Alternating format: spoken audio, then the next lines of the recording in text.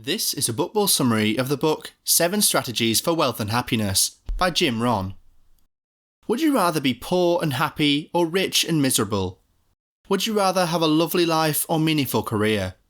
These are the questions we usually come across, and although they may be annoying, they also reflect the reality of our everyday struggles.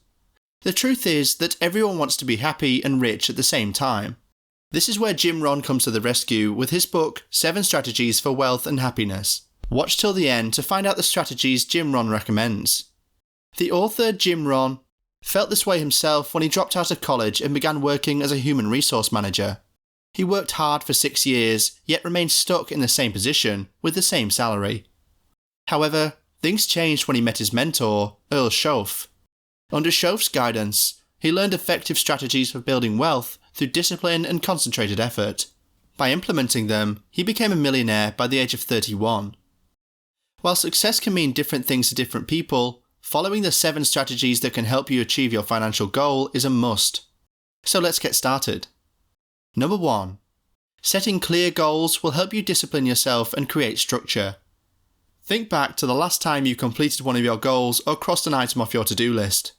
What happened afterwards? Inevitably, another task cropped up to take its place. While this may seem frustrating, it's ultimately a good thing. You don't want to have just one goal at a time, because after you achieve it, you could be left lost and aimless. Consider the Apollo astronauts after they returned from their life-changing trip to the moon.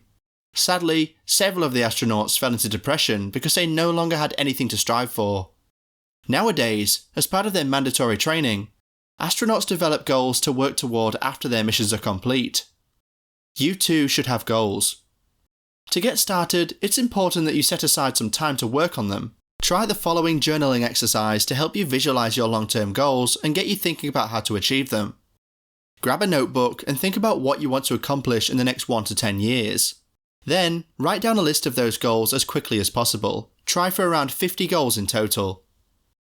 After your list is complete, assign each goal to one of 4 categories based on how long you think it will take to accomplish.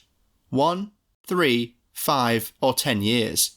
Next, balance your list so you don't have too many goals in any one category. Remove items from categories that have too many goals and add new goals to categories with too few. Number 2. Self-led learning is the key to wealth and personal development.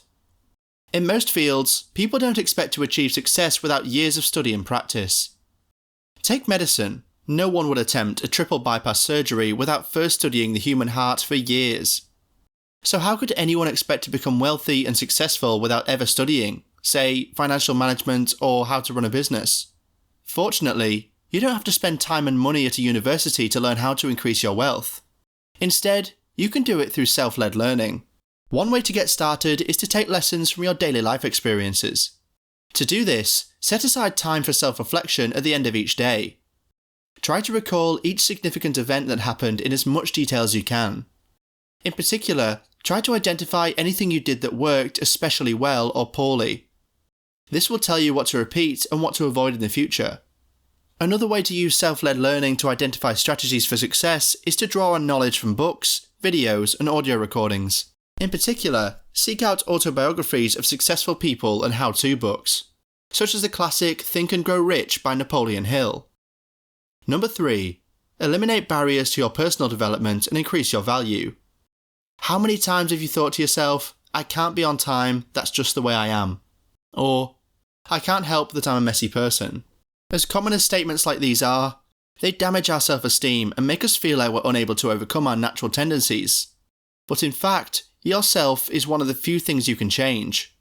And by improving yourself, you increase your value as an employee, friend, or spouse. Unfortunately, many people look for ways to better their circumstances while avoiding the task of bettering themselves. For example, to get a pay rise, you might negotiate with your boss or even go on strike. But ultimately, these methods can only get you so far, and soon you'll be itching for another raise. What if, instead, you increase your value to the company through higher productivity, better performance, and new skills? This would make your boss want to raise your salary. Even better, the skills you'll gain in the process might prove valuable far beyond your current job. Number 4. By changing your attitude towards taxes and adopting the 70-30 rule, you'll become both happier and wealthier. For most people, the word taxes conjures up a storm of dreadful images, endless forms, calculations of expenses and deductions, and parts of your income being whisked away. Worse, taxes often feel like an injustice. You may find yourself thinking, why shouldn't I be able to keep all my hard-earned money? At the beginning of his career, the author asked himself this question too. However, his mentor, Earl Schoaf, urged him to become a happy taxpayer. Why? Because, he argued, your attitude toward money is just as important as how you spend it. A more positive outlook can help you feel less frustrated and more in control of your finances, so you won't feel the need to curse the government for stealing your money. To get into this mindset, think of paying taxes as a way of contributing to society and helping the government improve life for everyone. In exchange for some of your income, you're given safety, freedom, and opportunity. Number 5. Allocate your time wisely through careful planning. What's your approach to balancing work and life? Are you a drifter, someone who is resistant to any restrictions on his time and only willing to take on temporary jobs? Or are you a workaholic who devotes every waking moment to your career? Maybe you're in the middle, working 9 to 5 but unwilling to take on projects involving larger time commitments. As you may have guessed, none of these approaches is ideal. You don't have to choose between success with an excessive workload or mediocrity with enough time to relax. In reality, you need to make time for every aspect of your life. Working hard, spending time with your family, and even doing nothing. When you dedicate too much time to one of these areas, your lifestyle becomes lopsided, which is unsustainable in the long run. Number 6. Be sure to spend your time with the right people. Let's face it, our friends tend to influence us, whether or not we realise it. If you hang around people who are careless with their money, for example, you might find yourself spending frivolously as well. Or if your friends go out to see sports matches every weekend, chances are you'll end up tagging along. Those scenarios might not sound bad, but what if your friends have habits that are more destructive than these? In that case, you might end up adopting similarly harmful habits.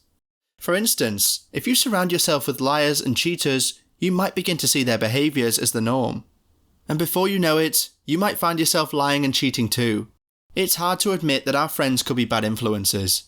But if you're honest with yourself, you can deal with these relationships before they do any serious damage. Start by thinking about the main relationships in your life and ask yourself a few fundamental questions. With whom do you spend your time? What are they doing to you? Are these associations okay with you? Be honest, and don't dismiss the powerful influence your friends and acquaintances may have on you. Number 7. Learn how to be satisfied regardless of the size of your bank account. We often hear stories of ultra-rich celebrities and business people who are deeply unhappy despite their wealth. How is that possible when they've reached the peak of success? Unfortunately, although these people have amassed huge fortunes, they likely never learned how to be satisfied with what they have. While many people already agree with the adage that money can't buy happiness, they still assume that more money will make them more confident, charismatic, and generous. But in reality, money can change neither your character nor your satisfaction with life. If you're unhappy and insecure now, chances are those qualities won't just disappear if you become wealthy. For instance, imagine someone who tends to drink too much at social gatherings. What would happen if that person's wealth increased? He wouldn't just stop drinking. Likely, the extra money would just let him buy limitless amounts of alcohol, worsening his habit. What's your most important key takeaway? Please comment down below and share the video if you like it. Check out these other 2 videos. Thank you, and until next time.